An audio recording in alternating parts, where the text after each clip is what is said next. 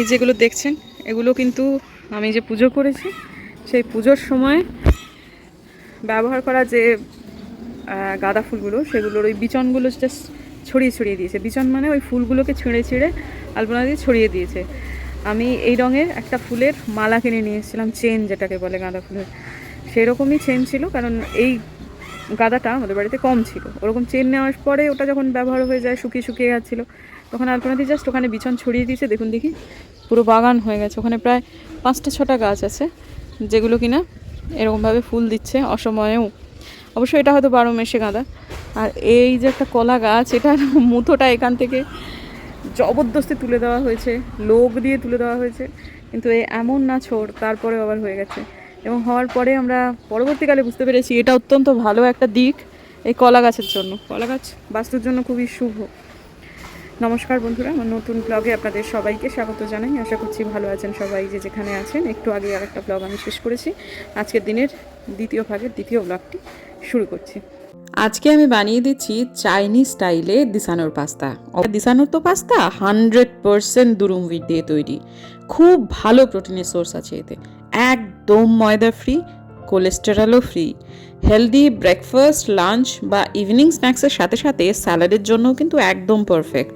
Trans fat একদমই নেই, artificial colour, flavour, preservative থেকে একদম ফ্রি, 100% ভেজিটেরিয়ান। তবে আপনি আমিষ করেও বানাতে পারেন।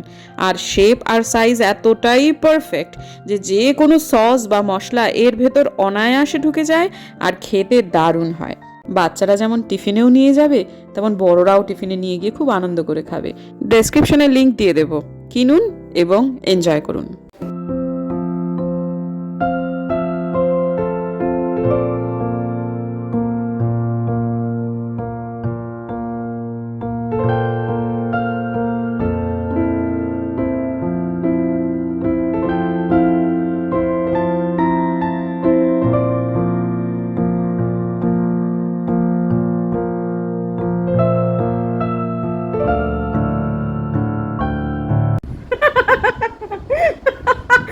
এই যে দেখুন, দাঁত স্কেলিং করিয়ে লোকটার ভিডিও দেখুন। ও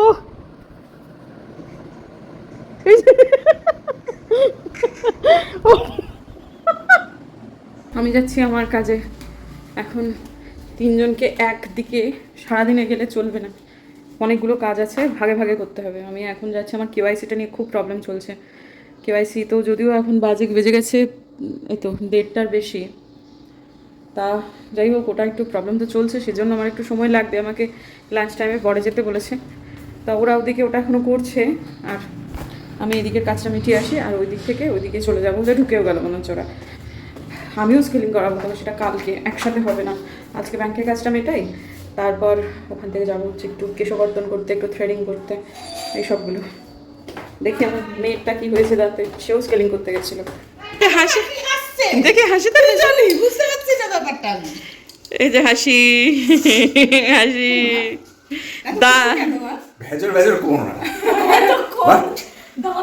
বুঝতে পারছিল না, দাঁত বের করে মুখ বড় বড় করে দেখে দেখে দেখে খুব সুন্দর। আর দেখে দেখে দেখে বাবু আরেকবার একটু ভালো করে, তখন একটু আলোর বিপরীতে ছিল, মুখটা নাম হয়ে আছে এখন। আচ্ছা আচ্ছা আচ্ছা, ঠিক আছে ঠিক আছে ঠিক আছে ঠিক আছে।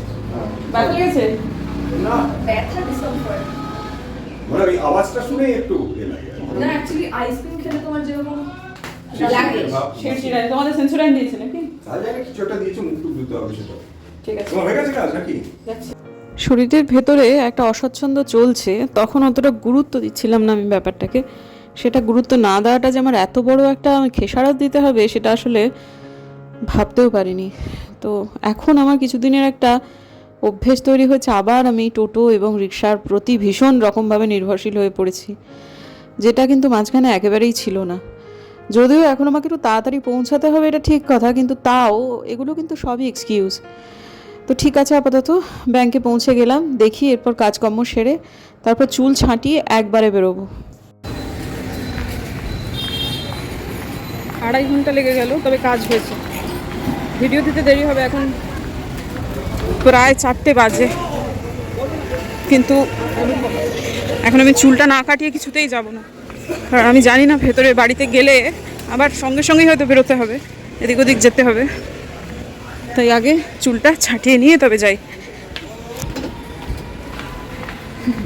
ভিডিও দিতে দেরি হবে, ওখানে যদি ভিড় থাকে ওখানে বসে বসে ভিডিও তাই সামনে দিয়ে আপলোড করে দেবো। আর ব্যাংকের ভেতরে একদম নেটের কিছু নেই আর কি, খুব অসুবিধা হচ্ছে, সেই জন্য মালা কাকিমার পার্লারে চলে এলাম। প্রচুর জুতো, তার মানে দেরি হবে। ঠিক আছে, বেরিয়েছি যখন, মনস্থির করেছি যখন, করেই যাবো।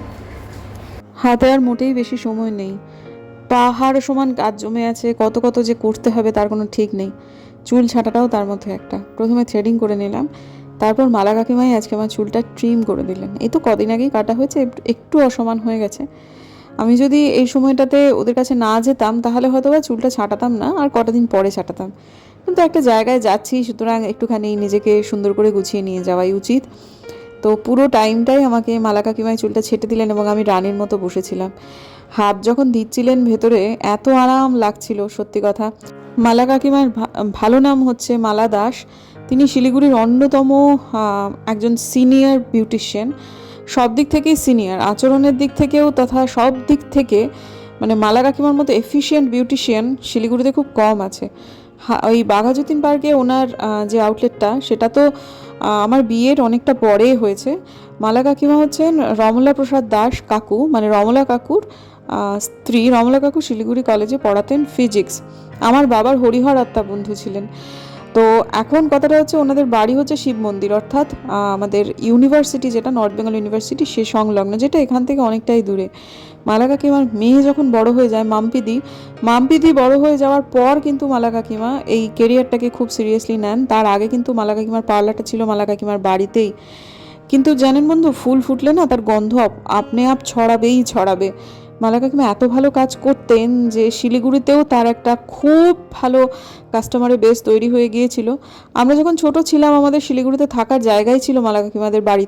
তখন আমি দেখেছি মালা কাকিমা কীরকম একা হাতে সবটুকু সামলাতেন। আমাদের শিলিগুড়ি কেন্দ্রিক কাজ হলেও আমরা খুব কমফোর্টেবলি থাকতাম হচ্ছে মালা কাকিমা রমলা কাকুদের বাড়িতে।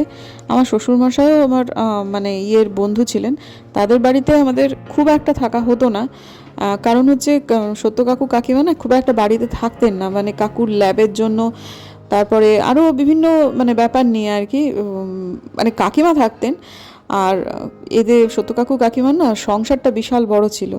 আমার সব খুড় শ্বশুররা এদের সাথে থাকতেন। যদিও আমার দিদির জন্মের সময় আমার শ্বশুরবাড়িতেই আমার বাবা ছিলেন 1.5 মাস টানা। বাবা তখন ফ্যামিলির হাল হকিকতটা খুব ভালো করে বুঝতে পারতেন। আমার শাশুড়ি মার অকথ্য পরিশ্রম হতো বাড়িতে যদি কেউ আসতেন তাহলে। ভদ্রমহিলা যে অকালে চলে গেলেন সেটার কারণ আছে কিন্তু অনেক। তো কিন্তু তুলনামূলকভাবে আমরা ওই মানসিক একটা অসুবিধা তৈরি হতো আমার শ্বশুরবাড়িতে থাকলে, মানে এখনকার যে শ্বশুরবাড়ি। কিন্তু মালা কাকিমাদের বাড়িটা এতটা সুন্দর, এতটা মানে সব মিলিয়ে মিশিয়ে এত ব্যালেন্সড ছিলেন যে আমরা ওদের বাড়িতে থাকতে খুব আনন্দ বোধ করতাম, স্বচ্ছন্দ বোধ করতাম। আমরা ফিল করতাম যে ওটা আমাদের একটা খুব আনন্দের জায়গার। মানুষ না তখন এত ক্যালকুলেটিভ ছিল না বন্ধু, জানেন, এত হিসেব করে করে পা ফেলা তখন এটা ছিল না। যাই হোক, ঠিক আছে। এখন কাকিমার কাছ থেকে চুলটা কাটিয়ে নিয়ে বেরোলাম, বেরিয়ে অমলতাস দেখতে দেখতে এলাম। এবার অমলতাস চোখে আমার এই প্রথম পড়লো, হয়তো এদিক ওদিক হয়েছে, আমার চোখে পড়েনি। তো তারপর হাঁটতে হাঁটতে এবার আমি বাড়ি যাচ্ছি। এই রাস্তাটা যদি না হাঁটতাম তাহলে মানসিকভাবে খুব গ্লানিতে পৌঁছাতাম। শরীর খুবই খারাপ আমার, কিন্তু তাও যেন মনে হচ্ছে যে না বাবা, একটু না হাঁটলে আর চলছে না, মানসিক গ্লানি থেকে তাহলে আমি মুক্ত হতে পারবো না। বাড়িতে এসেছি, এসে আজকে সন্ধেবেলাটা একবার একটু বেরোনোর কথা ছিল। ভেবেছিলাম যে এটা তো দিনের ব্লগ, মানে আজকের ব্লগটাকে দুভাগে ভাগ করেছি। সকালবেলা সিইউটি দিতে গেছিলো টুপুর, তখন একটা ব্লগ হয়ে গেছে। আমি ভেবেছিলাম আজকে সন্ধ্যের মধ্যে আর একটা ব্লগ হয়তো বা কমপ্লিট হয়ে যাবে, কারণ আমাদের কিছু কেনাকাটা করতে বেরোতেই হবে। কিন্তু তিনজনে একসাথে পড়ে গেছি বিছানাতে, মানে ঘুমিয়ে পড়েছি। ওরা দুজন টায়ার্ড, আর আমি শারীরিকভাবে একেবারে বিছানায় ধপাচ্ছ হয়ে গেছি। তা এখন রান্নাঘরে এসে এত খাবার দাবার ঢাকা দেওয়া দেখে আমার এখন মাথায় একটা জিনিস খেলছে যে এত বাসনকোসন সব আমাকে মাজতে হবে। এটা এখন এই মুহূর্তে আমার কাছে রীতিমতো আতঙ্কের ব্যাপার, যেটা অন্য সময় চোখের নিমেষে করে ফেলতে পারি, কাজটাকে কাজ মনেই হয় না, অথচ এখন এই মুহূর্তে সেটাকে মস্ত বড় কাজ মনে হচ্ছে। যখন শরীর ঠিক থাকে তখন আসলে আমরা নিজেদের অতটা গুরুত্ব দিই না। তো আজকে মামুনিকে দিয়ে এই সমস্ত পিটুনিয়াগুলো ছাদেতে পাঠিয়ে দিয়েছি, গাছগুলোকে মারা হয়নি। কিন্তু পাঠিয়ে দিয়েছি। তো টুপুর যাই হোক, আজকে টুপুরেরও বলছে যে মা আজকে তো কোথাও বেরোনো হলো না। বললাম দেখি মাঝখানে যে কটা দিন সময় আছে, আসলে জিনিস এত বেশি মানে প্রয়োজন আমাদের এবং দিন এত কম মাঝে আছে যে চাপ তো পড়ে যাবেই যাবে, করার তো কিছু নেই। কিন্তু দেখা যাক কী হয়। এখন ওর সাথে একটুখানি কথা বলে নিচ্ছি যে তুমি একটু লিখে নিও তোমার কী কী দরকার আছে না দরকার আছে, তাহলে অন্তত তাড়াতাড়ি করতে হবে। এবং আমার যতদূর মনে হচ্ছে যে হাতে যেহেতু সময় আর বেশি দিন নেই, যেহেতু আমরা কিন্তু যতগুলো জিনিসপত্র কিনবো ভেবেছিলাম আমরা বোধহয় সেটা কিনে নিতে পারবো না। মাঝখানে দুপুরে যদি পরীক্ষাটা না থাকতো, সিইউটির পরীক্ষাটা, আর আমাদের যাওয়াটা যদি আর দুদিন পেছনে থাকতো, তাহলেই হয়তো বা আমরা সব কিছু কিনে গুটিয়ে নিতে পারতাম, কিন্তু সেটা আর সম্ভব হবে না। যাই হোক, ঠিক আছে। সুপ্রভাত বন্ধুরা। আমার আসলে পেটে একটা ইনফেকশন হয়েছে, যা হয় ইনফেকশন হলে সেটাই হয়েছে, এবং শরীর এখনও পর্যন্ত খুবই খারাপ। তো সকালবেলা উঠে মনে হচ্ছে ছাঁটের বৃষ্টি হয়েছে। আমি ঘুমিয়ে পড়েছিলাম হাজব্যান্ড বেরিয়ে যাওয়ার পর। তাই এই জায়গাটায় যখন জল, কারণ কালকে রাত্রে আমি জল দিইনি, এটা জল মানেই হচ্ছে ভোরের বেলাতে ছাঁটের বৃষ্টি হয়েছে। যদিও ও যখন গেছে তখনও বৃষ্টি ছিল, কিন্তু সেটা ওই সোজা ধারায় খুব মারাত্মক না হলেও ছিল আর কি। মাথায় কাপড় ছাড়াই লোকে যাচ্ছিল, মানে কাপড় মানে কি, ছাতা ছাড়াই আর কি। তারপরে হয়েছে কারণ আমি ঘুমিয়ে পড়েছি। আর আমার এত শরীর খারাপ হয়ে গেছে সেটা কি বলবো। এত কাজ কালকে তো ঘুমিয়ে কাটিয়ে দিলাম পুরোটাই, আমরা সবাই ইনফ্যাক্ট। তো ইনফেকশনটা হলো কেমন করে সেটা আসলে, অনেকটা এমটি স্টমাকে ছিলাম। বাড়িতে এসে খেয়েছি ম্যাগি, কারণ আলপনা দিয়ে এসে দেখছি কোনো খাবার করে রাখেনি, তখন চট করে ম্যাগি করে দিলেই মানে ক্ষুধানি বারণ হতো, সেটাই আর কি। তা সেটাতে কি হয়েছে আমার তো মনে হয় না ম্যাগি খেয়ে হয়েছে। আমরা কালকে ওই চুলটা কাটছিলাম, তখন ছোটো চুল তো এমনিতে ছোটোই ছিল, তো ট্রিম করতে গিয়ে এত কথা বলছিলাম, আমার মনে হচ্ছে মুখের ভেতরে কিছুটা চুল গেছিলো, আমি আস্তে আস্তে ফিল করছিলাম। সেখান থেকেই হলো না কি থেকে হলো ঠিক বুঝতে পারছি না, তবে একদম পুরো কাত হয়ে গেছি। এবার দেখলে বমি পাচ্ছে, তার মানে পেট ইনফেকশনটা আছে। এখন একটু চা নিলাম। আজকে গোটা দিন ভাবছি এই লিকুইড কিছুর ওপরেই চলি, তাতে যদি কিছুটা ভালো হয়। ওষুধ খেয়েছি রাত্রেবেলাতে, বিশেষ কাজ হয়নি, আবার ওষুধ খেতে হবে।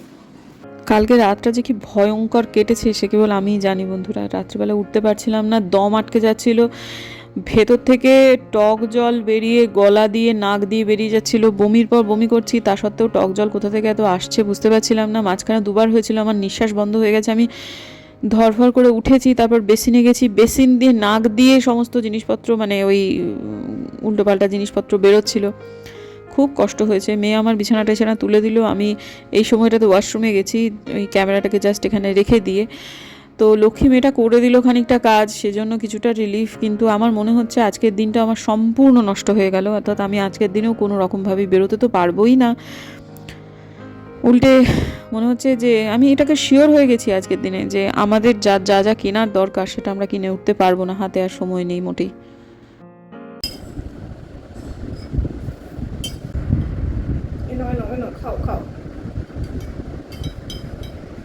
খাচ্ছে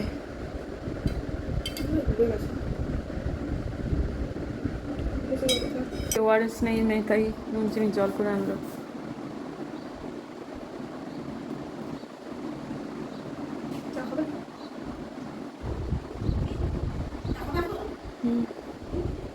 দাও, বললো যে খাবো না। কি যে বিপদ হলো কে জানে বাবা, বুঝতে পারছি না। ওষুধ খেলেই হয়তো ঠিক হয়ে যাবে, কিন্তু এত কাজ আছে, এত কিছু আছে। অল্প দিলে তো দাও, রাখো, থ্যাংক ইউ। ঠিক হয়ে যাবে না? কাজগুলো লিখে নাও, তাহলে একটা আইডিয়া হয়ে যাবে যে কি কি করতে হবে। তার লিস্ট বানিয়ে দিলে অনেকটা মানে বোঝ নেমে যাবে, আমি বুঝতে পারবো যে কত কাজ আছে শেষ করতে হবে। তুই লিখে নিয়েছিস কি কি কিনতে হবে বলে? নিয়েছিস বাবা আইডিয়া? আপনি আচারি ধর্ম অপরে শিখাও, লিখে নাও। হাসছো যে? এখন যে ওগুলো পাওয়া যাবে ওই জন্যে, এখানে পাওয়া যাবে কিনা ওইরকম জিনিস মনে হয় না, ওই জন্যে। তো সব সময় সব কিছু লাস্ট মোমেন্টে হয়। হ্যাঁ, তো ডেটও তো করে দিল, আগে ছিল জুন। না ঠিক আছে, কিন্তু সিইউটি পরীক্ষাটাও ছিল, এটাও ঠিক। হ্যাঁ, কিন্তু আশা করা যায় হয়ে যাবে, পেয়ে যাবো আমরা আমাদের জিনিসপত্র। পেট খারাপের ওষুধ রয়েছে বাড়িতে, কিন্তু সেই জায়গাটাতে একটু ঘষে গেছে এক্সপায়ারিটা, আমরা বুঝতে পারছি না, তা যার ফলে নতুন ওষুধ আনানো হচ্ছে আর কি। আর আমার নর প্রোডাক্ট চলে না আর কি, নর প্রোডাক্ট আমার সাংঘাতিক অ্যালার্জি আছে, নর ফ্লক্স এই সমস্ত জিনিসপত্র, মানে যার সামনে নর আছে সেই জিনিসটা আমার হয় না। যে O2 বলে একটা আছে সেটাই আনানো হচ্ছে আর কি, তা সেটাই এখন আমি খাবো। আবার কালকে পদ্ম গাছের কথা আপনাদের বলেছিলাম, টিউবার, কালকে যে সময়টায় বাড়িতে ছিলাম সেই সময়টাই ওরা নাকি এসে ঘুরে চলে গেছে। তা আমি তো বুঝতে পারছি না যে এদিকে টিউবার তো আসছে সেই উত্তর 24 পরগনা থেকে, টিউবারগুলো খারাপ হয়ে যাবে না? জীবন্ত ওরা হয়তো মানে ভেজা ওই কী বলে ওটার নাম, আরে ইয়ে দিয়ে করে দেয়, পেপার দিয়ে ভালো করে ভিজিয়ে ওটাকে মুড়ে দেয়, ওটা 4-5 দিন থাকে। কিন্তু সে তো সোমবার ডিসপ্যাচ করেছে, আজকে তো ইয়ে হয়ে গেল, বৃহস্পতিবার হয়ে গেল, কী করেছে কিন্তু ভালো করেই। আমার কাছে SMS এসেছে যে আপনারা কেউ বাড়ি ছিলেন না, তাই জন্য সে নাকি ডেলিভার করতে পারেনি। কি মিথ্যে কথা বলে বলুন দেখি, সবাই বাড়িতে আছি, কলিং বেল বাজালেই রিসিভ করে নেওয়া যেত। তো যাই হোক, ওটা নিয়েও আমার একটা ভেতর কেমন একটা মনে হচ্ছে, টিউবারগুলো নষ্ট হয়ে গেল। 3টে টিউবারের মানে ইয়ে শিপিং টিপিং ধরে প্রায় 1000 টাকার কাছাকাছি দাম। তা টাকাটা বড় কথা নয়, প্রাণটাকে আমি পছন্দ করি অনেকগুলো টিউবারের মধ্যে, এখন তো পাওয়াও যায় না, এই সময়টা তো টাইম নয়। কিন্তু আবার অনেকেই যাদের অনেক গামলা আছে, কোনো একটা ডরমেন্সিতে চলে গেল, বা তারা এই সময় টিউবার ফর্ম করবে, সেটা হলে অনেক সময় যারা অনেক টিউবার করে বা অনেক পদ্ম গাছ করে তাদের কাছে থাকে। সেই রকমই একজনের কাছ থেকে আমি নিয়েছি, সেটা যতক্ষণ আসছে ওটা আর একটা ভেতরে মনে হচ্ছে যে গাছগুলো বোধহয় আমি আর বাঁচাতে পারবো না। এর আগে কর্ণ বলে একটা মানে ওটা রানার ছিল, হার্ড রানার, কিন্তু সেটা আমি আর বাঁচাতে পারিনি। তো এটা দেখি আজকে যদি চলে আসে তাহলে খুব ভালো হয়। যাই হোক বন্ধুরা, দেখা হচ্ছে এবং কালকের নতুন ব্লগে, মানে একটু বাদে থেকে আমি আর একটা ব্লগ শুরু করব। আমার ওষুধটা খেয়ে নিয়ে আশা করছি আমার কিছুক্ষণের মধ্যে অনেকটাই আমি বেটার হয়ে যাব। আমি আর একটা একটু চিটপটাং হয়ে পড়ে থাকবো। এখন তো ঘটনাবহুল দিন হবে, বেরোনো আছে, আমরা ওদের কাছে যাব, ওদের জন্য উপহার কেনা থেকে শুরু করে আরও টুকিটাকি অনেক কিছু আছে, নিজেদের কেনাকাটি, ওদের জন্য কেনাকাটি, আরও অনেক কিছু আছে, যার ফলে আমার চিন্তাটা হচ্ছে আমাদের বেরোনো তো আর খুব বেশি দিন নেই। তো আমি এতক্ষণ একটু শোবো, চিৎপাত হব, শুয়েই আছি তাও আর কি। আর তারপরে হচ্ছে যে আমার ব্লগগুলোকে আমি এডিট করবো এখন বসে বসে সবগুলো, কারণ 3টে ব্লগ হয়ে গেছে আমার। সর্বসাকুল্যে যদি 4টে আমি ব্যাকআপ ব্লগ রেডি রাখতে পারতাম, বা ন্যূনতম পক্ষে 3টে, তাহলে আমার খুব ভালো হতো। আমি কি করব জানি না, তবে হ্যাঁ আমাকে কাজটা করতে হবে, এটাও আমার কাজ। এবং শুয়েই যখন আছি এবং আমার কথা বলতে যখন কোনো অসুবিধা নেই এখনও পর্যন্ত, তখন ভিডিওগুলো সব টুকটুক করে রেডি করে রাখি, সেটা একটা বড় কাজ হয়ে যাবে। তো আজকের দিনের জন্য বিদায় নিচ্ছি বন্ধুরা। যদি আমার ভিডিও ভালো লাগে সাবস্ক্রাইব করবেন, পাশে নোটিফিকেশন বেলটা অন করবেন, যাতে ভিডিও দিলেই নোটিফিকেশন চলে যায় আপনাদের কাছে। দেখা হচ্ছে আগামীকাল, ততক্ষণ।